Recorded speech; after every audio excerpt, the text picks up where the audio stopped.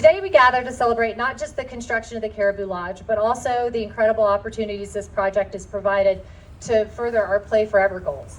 So for those who don't know, Play Forever is our sustainability commitment, and it rests on two vital pillars: protecting the environment and supporting our community. Each of these areas has played a meaningful role in the planning, design, and construction of the Caribou Lodge, helping us to make a positive and lasting impact. One of the first opportunities to arise during this project was determining the strategic placement of the building. We knew that for easy access to the lift from the lodge, the building would need to be constructed onto the hill, which as a result impacted some wetlands. So in line with our commitment to environmental stewardship, we saw this as a chance to enhance the local ecosystems. So working with the Town of Nederland's Sustainable Advisory Board and local wetland ecologist Rhea Orther, is Rhea here? I think she's here. Oh, there she is, speaking ecological. So this is Rhea.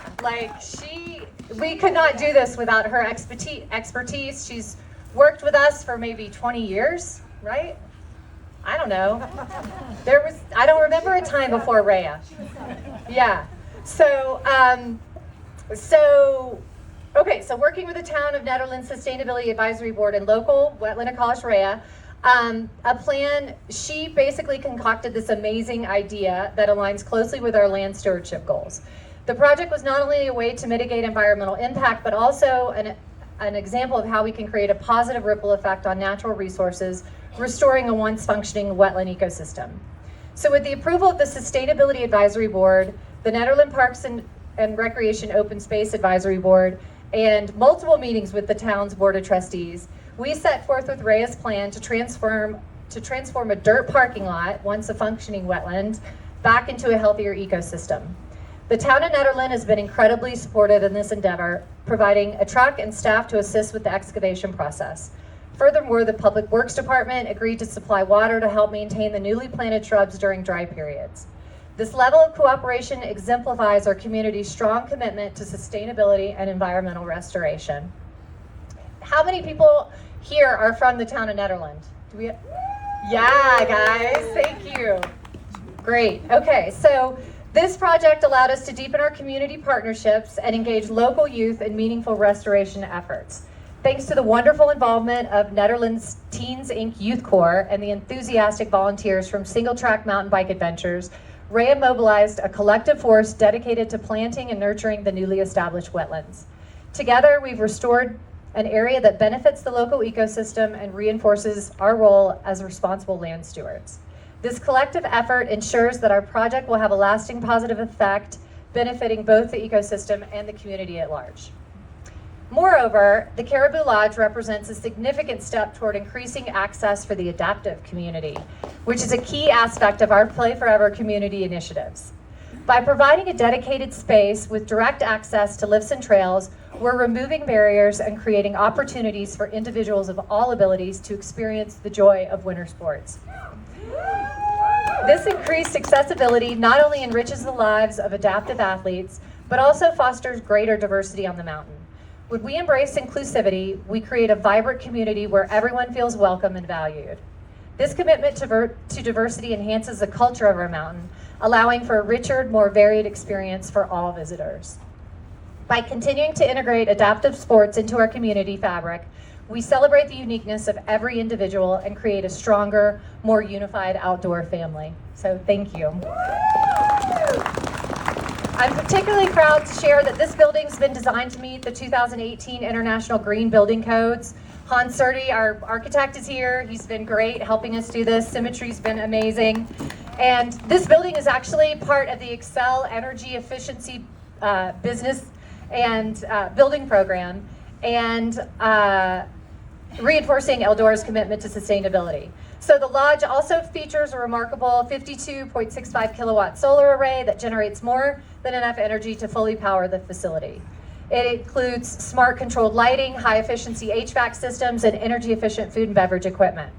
And we actually, fun fact, we received a grant for $10,000 from Boulder County Partners for a Clean Environment. And then we also, for the solar array, and then we also received a $12,500 grant from Excel Energy for our high efficiency equipment. So, yeah, it's great. Additionally, the 3-story elevator bridge will provide adaptive athletes with direct and easy access to lifts and trails, ensuring everyone can enjoy the beauty of winter sports and just sliding on snow. In closing, the Caribou Lodge is not just a building. It represents a warm, welcoming, and environmentally conscious environment where children, families, and adaptive athletes can learn and thrive. On behalf of Eldora and Ignite, we extend our heartfelt gratitude to Powder and all of our community partners for making it possible to create a space that respects our natural surroundings and celebrates the spirit of inclusion. This lodge will serve as a community space in the Lower Mountain for generations to come. Thank you all for being part of this journey. Together, we're creating a brighter, more sustainable future for Eldora and the community that we love. Let's continue to embrace these opportunities and work hand in hand to protect our environment, increase access for all, and celebrate the diversity that makes our mountain so special. Thank you. That excited feeling in my stomach when ski season is truly just around the corner. There's no better place than Colorado during ski season. So on behalf of Governor Polis and the state of Colorado, we just want to say a huge heartfelt congratulations on the completion of this beautiful lodge. I was saying earlier too, this is a big deal, building a new lodge like this at an institution, a ski institution like Eldora. And it's only done with so many partners like you all. I think you get that sense listening to Brent and Hunter talk about the way this project came together. The Outdoor Recreation Industry Office at the state, we serve as the central steward for the outdoor industry in Colorado. And that's an industry based on the most recent kind of statewide comprehensive outdoor recreation study. That's about $65 billion in economic value added to the state, so really the largest driver. It's about 400,000 jobs around this state, so about 12% of our overall workforce. And the single biggest subsector of the outdoor industry in Colorado is the ski industry.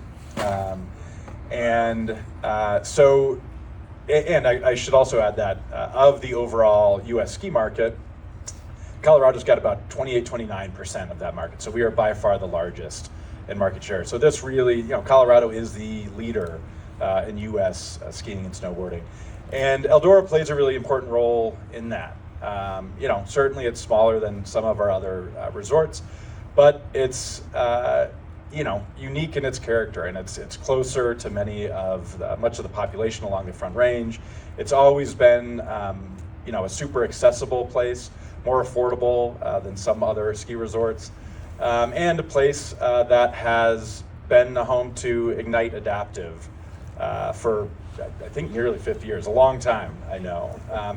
And that's such an important thing. As I, in our office in the state, look at outdoor recreation and the way the industry is going and what is most important, two things really stand out to me. And one is that we need to provide more equitable access to the outdoors and different modalities of enjoying the outdoors, including skiing.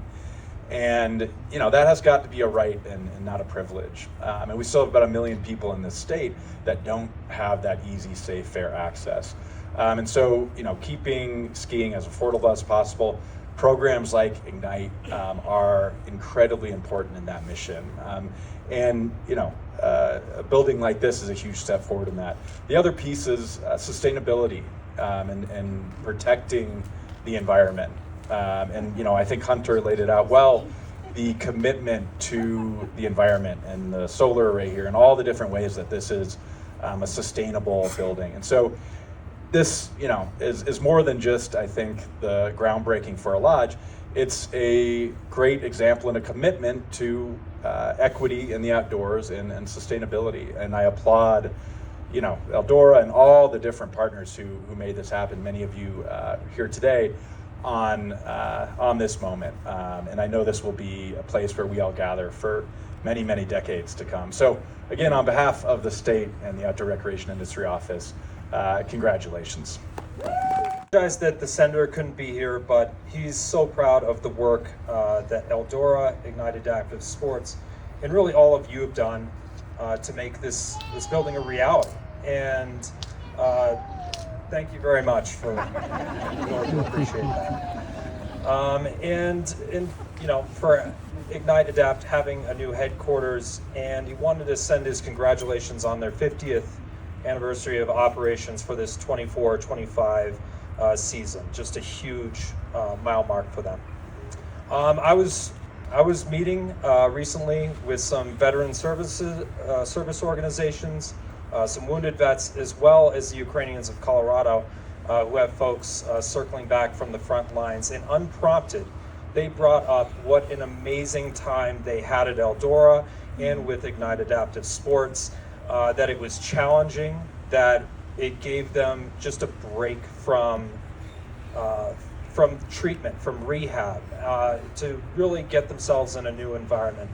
And, just in an organic way, heard how much Eldora, how much this lodge, how much Ignite Adaptive Sports means to our community. And truly having growing up here, skiing used to be a lot more accessible. And having Eldora be truly accessible, via RTD, being able to get up here easily, and having an area that's truly accessible to everyone who wants to ride on some snow is just such a contribution to Colorado. So congratulations to every one of you. Congratulations to Ignite Adaptive Sports and Eldora for making this a possibility, and the Caribou Lodge. I'm just really excited to try the bathrooms as well. So I'm gonna give that a go once I get that. I apologize. Senator Bennett couldn't make it here, and he is a skier. I've never skied with Michael Bennett because I'm usually working when I'm with him. So, but I do look forward. I do come to Eldora. I'm based in Fort Collins, and I do come up here with my snowboard, and I look forward to it as well. But really, I think everyone else has said it already, so I'm just going to keep it short. So I don't want to stand too much between you and the food inside. And it is so great to see all you out here. My wife taught me a long time ago that when you're standing out in the cold and you're watching people make speeches, it's really important to get some involvement from the audience. So the first thing I'd like to do, thank you, Carol, is I want, on the count of 3, for all of my Ignite volunteers who are here today, to yell out as loud as they can, "Thank you, Eldora." Are you ready? 1, 2, 3. Thank you, Eldora. Eldora has been an amazing partner to Ignite right from the start. This is our 50th season now. So to have it in this new, beautiful facility is just amazing. And for all the volunteers that poked into the building earlier, you know that this is an enormous step up from the world headquarters that formerly was Ignite. So Brent is my hero, so to model behaviors like Brent, I've just brought a short speech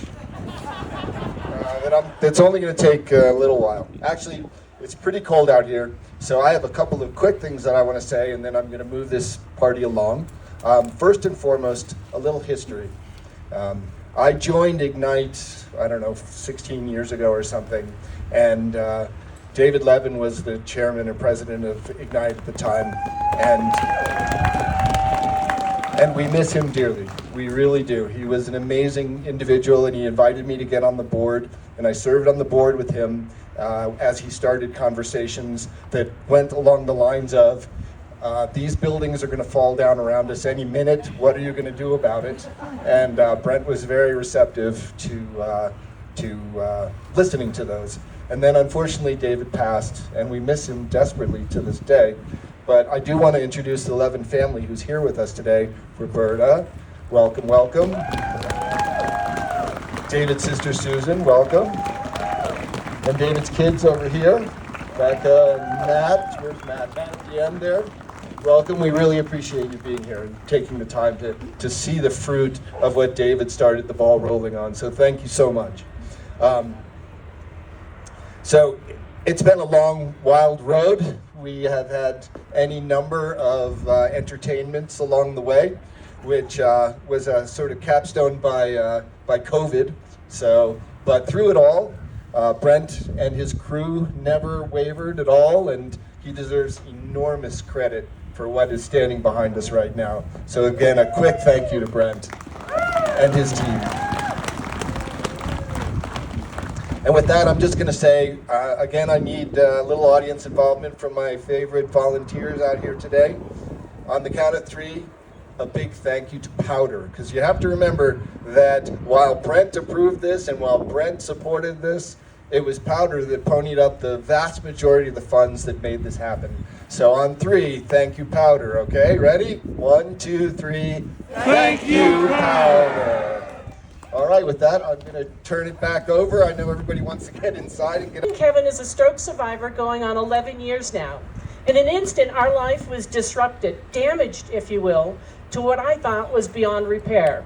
The doctor specifically told us that whatever Kevin got back in mobility and usage on his left side would be all we should expect. At the time, he was in 2 leg braces, his arm was in a sling, and he spent most of his time in a wheelchair and was in the hospital for 2 months. There is nothing wrong with his leg and his arm. It's all in his head. The damage, that is. We tried every gadget, gizmo, medication, from Botox shots to specialized hand braces, foot braces, everything claiming to what we had hoped would fix the problem. We realized that we still had not truly accepted our situation. I believe that it is very rarely the event or the physical strain of recovery that hinders one to move on, but rather the depression from ambiguous loss of who he was that would stop him from living. Acceptance of our situation is what has allowed us to move forward, and so we endeavored to find a new us. That meant finding a life that we could be happy with what we were given. Challenging Kevin's brain is what we needed to focus on. It was always the activities he found least appealing that have helped him the most. As a caregiver to someone who's disabled, I am constantly living under the stress of fight or flight fears. What's going on? What's going to go wrong next? Will he hurt himself? Are we being reckless? And how do I keep him safe? Most of these are selfish thoughts because I am the one responsible for keeping us protected and has to deal with the consequences of our decisions. We were reluctant to try something so foreign, something so new. Kevin had never skied before his stroke. But skiing at Ignite gave Kevin the brain challenge he needed, forcing him to learn balance, turns, listen to instructors, giving instructors feedback. Even falling gave him the adrenaline rush that he found exhilarating. It made him feel alive. His incessant talking on the ride home after each lesson is filled with joy. The engaging activities are fantastic, but what truly brings us back here each year is the welcome community here at Ignite. Every single volunteer that goes out skiing with him is generous, kind, enthusiastic, caring, thoughtful, and seem to genuinely enjoy their time with him. That spirit is what gives Kevin and I hope. After 4 years of skiing that started 7 years into his recovery, Kevin began to feel the sensation of his left foot on the snow. We found that thing that helped him the most. It was also comforting to me that the volunteers would keep him safe. Over the years, Kevin has realized that he never feels comfortable with normal people anymore. So I want to give you all at Ignite the high praise of being anything but normal. We are still moving forward and have found a new place for the new us. As ambassadors for Ignite, Kevin and I are excited to share our story in hopes of inspiring others to become athletes and volunteers to gain the benefits of this program. We are honored to be part of the future of Ignite. And this beautiful building is a reflection of the quality of the people and the program here at Ignite. Thank you so much for all that you do.